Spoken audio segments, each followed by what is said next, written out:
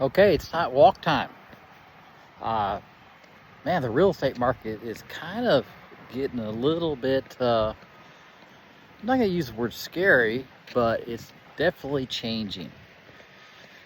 I've been watching it over the last few weeks. Normally, we will be right in the middle toward the end of the big selling season when people want to, get their home sold, find a new one, and have time to get settled so the kids can get ready to go to their new school.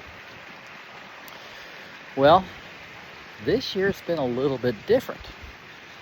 We have changed from what was a neutral market for probably the first 3 or 4 months of the year. Homes were selling really good. Interest rates are still not pushing buyers into the market like we would like to see, but they're not terrible. 6 to 7% interest rate is not bad at all, especially if you look at the historical interest rates over the years. Sold homes back in the day. I know everybody hates to hear this back in the day stuff, but sold homes in the 12-13% area back in the late 80s. Then the 90s it got a little bit better. So but anyway, it was still a struggle. But now the biggest difference was house prices weren't what they are today. Back in the late 80s, I was selling homes $50, $60, $70, $80,000. It wasn't a big house, wasn't a great house, but it was still, a nice home, especially starter homes.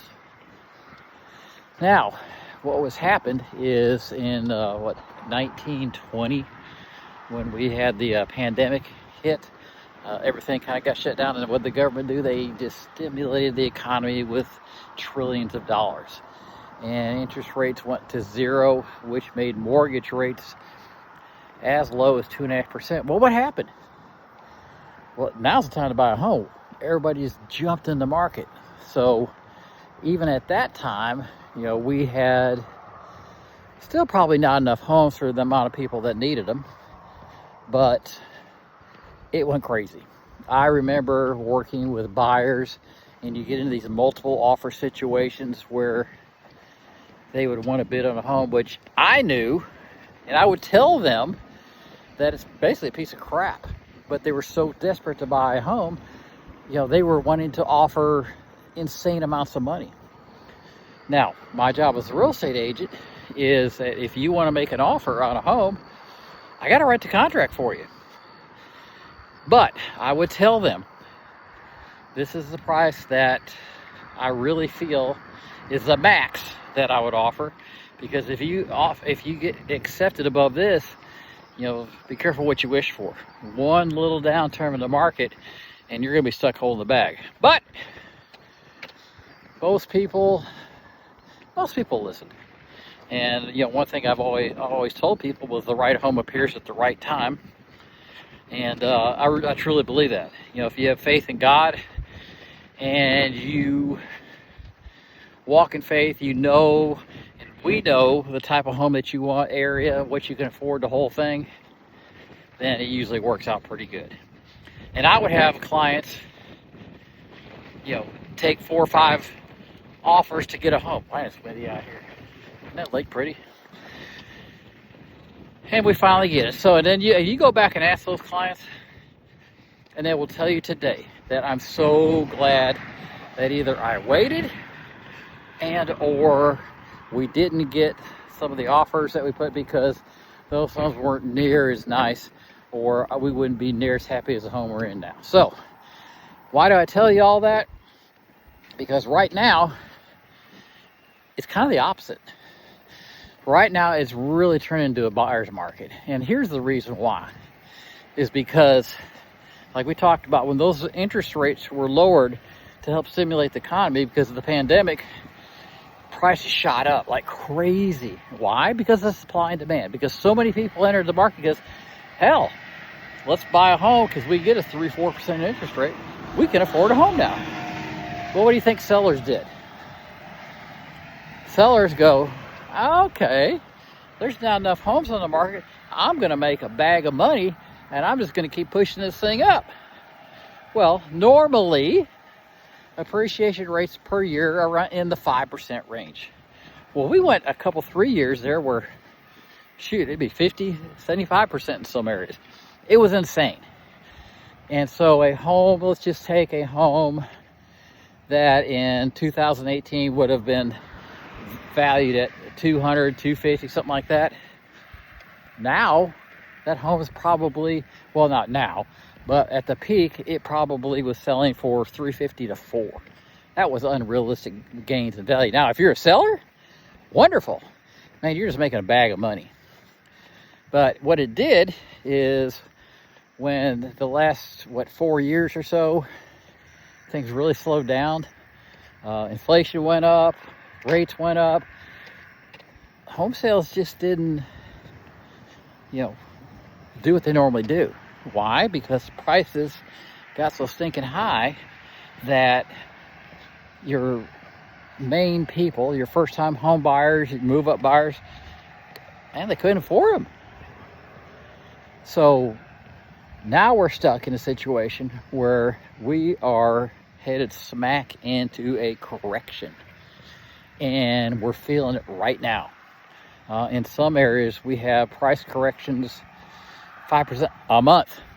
So, I've been fortunate with the sellers I've had that we've recognized it and we kind of got ahead of things, and we would price them, not the old saying, well, let's price it up so I have some negotiating room. I hear that all the time, and that's fine. It depends on the market. But you have to price a home to make sure that it is in the price range that a buyer is looking for in that particular area for that size, so on and so forth. Because buyers now are very picky. They know they have the upper hand. And if you aren't being aggressive in your pricing, you're not getting any showings. And if you're not getting any showings, obviously you're not selling your home, and that leads to frustrations. Here's another thing. Homes flew off the market. People would brag, oh, I sold this home in 24 hours. I sold it in 1 day.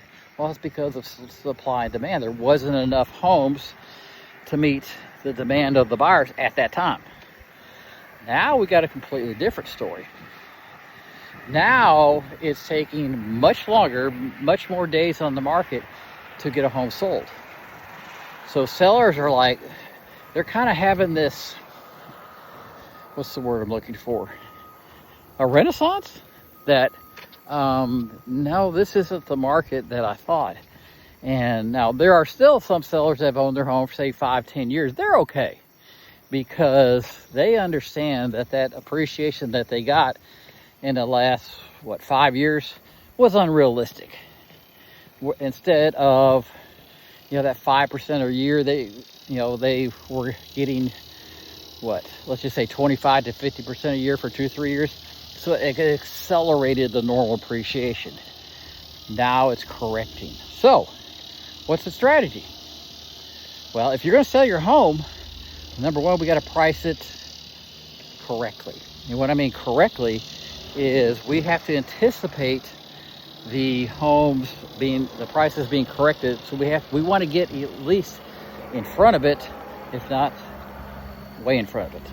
Depends on what your goals are, how fast you need to move. Also, here's another thing that people are overlooking. When you have competition like this, you have to look good. There for a while when I would list a home and people say, well, I got to replace this, I got to replace it, I got to do all this stuff. My message was, why? Why spend the money and, take the chance that people, you may not fit their color designs or their style or whatever. Let's just get it cleaned as much as we possibly can and, price it appropriately and it'll sell. And it did. Because, again, people understood that, okay, yeah, there's not enough homes to choose from. I'm in competition. Yeah, this home ain't perfect, but I'm going to buy it because the bones, or where I hate when they say bones, but we do say bones, that the overall The overall home was actually really good. Well, I'm going uphill here, so I'm starting to breathe a little heavier. So I hope it's not bothering y'all. So we price a home, and here's another fun thing. Back when things were going crazy, they would ask me, what do you think it'll sell for? And I would be honest with them, I said, I don't know. We can price it at X, and it's probably going to sell at X plus because all the multiple offers going on. So I would always try to price it at what I figured the top end would be, and it still sell for more. So, was I a genius? No. I just knew enough to what was going on with the market to, price it, on the upper level, knowing that it was still good. Now, if we'd have been crazy and priced a $250,000 home at $400,000, well, that's stupid. Then you're not going to have anybody look at it because they're going to say, why would I look at that home for $400,000 when there's plenty of that same style, size, or whatever, priced at $250,000? So I know it's an extreme example, but hopefully you're getting my point. So right now, sellers, we got to wake up. It's time to be realistic. Let's make sure that we can do everything for that home to make it look good. I've started back. I kind of stopped for a while because you didn't need to. Having a professional stager visit with all my clients to make sure that that home looked as good as that home could be. And what I mean by that is, when we live in a home for years and years and years, we don't see things anymore. We don't see the things that today's buyers are looking for, and that may stop a sale. So I have this lady that I've known for years. She's wonderful, and I hire her to go look at all my clients' homes and give them some pointers on what can we do cost effective. And although she'll give us some options on, let's make this home look as homey and to where it'll attract the most customers we possibly can. So we've been doing that. And here's another thing that people forget about curb appeal. Make sure that drive up appeal is immaculate. And here's why. Everybody's heard of the old saying, you don't get a second chance to make a first impression. Well, there's a reason for that. I have, over the past years, had a buyer. I mapped out some strategy of some homes I wanted to show them. And we've actually pulled up to a home that, based upon the descriptions, the pictures, could be perfect for them. But for whatever reason, they didn't figure that their curb appeal was important. And we pulled up, and the buyers would say, just keep going to the next one. Why is that? Well, if they don't care anymore about the outside appearance of their home or how the home looks, I really doubt that the inside is going to be any good. Valid point. So what I like to do with my sellers is we go out to the curb and I kind of introduce their home. And what I mean by that is, like, I'm going to point out the things that buyers are looking at as they pull up. We're talking the landscape, nothing else. Make sure the lawn is mowed and edged and trimmed. Flower beds. Make sure your bushes are trimmed. Mulch up the beds. Mulch is cheap. There's nothing more, in my mind, more appealing than fresh mulch as you walk up to that front door. On the front porch, on the front door, go ahead and put some seasonal flowers. Make it cheery. Remember, we have 5 emotions. We have sight, smell, touch, taste. Am I missing one? I probably am. But anyway, so we're going to try to hit as much of those 5. Really the ones that we can make happen are the sight. Obviously, that's number 1. Smell. Let's talk about smell. Okay, so we're at that front door. And here's another thing. I always tell my sellers that front porch needs to be so clean you can eat off of it. Why? Because when I am walking up to the front door with the buyers, I got to get the key out the key box. What are those buyers doing while I'm taking 30 seconds or so to get out? They're looking up around like this, and they're looking around. If you got a bunch of cobwebs or birds' nests, or the front door's dirty or whatever, what are they thinking? They're sitting there thinking, man, this seller really isn't really that interested. Well, they may be, but they just don't. They walk in that house, they don't see it. Excuse me. So We want to make sure that that first impression, the drive uphill, that front door is perfect. Now, when we walk into the front door, here's something that I always describe with buyers. Buying a home is fun. Excuse me. And it can be exciting. However, when you walk up to that front door, I call it an excitement barometer. Let's just say it's up here.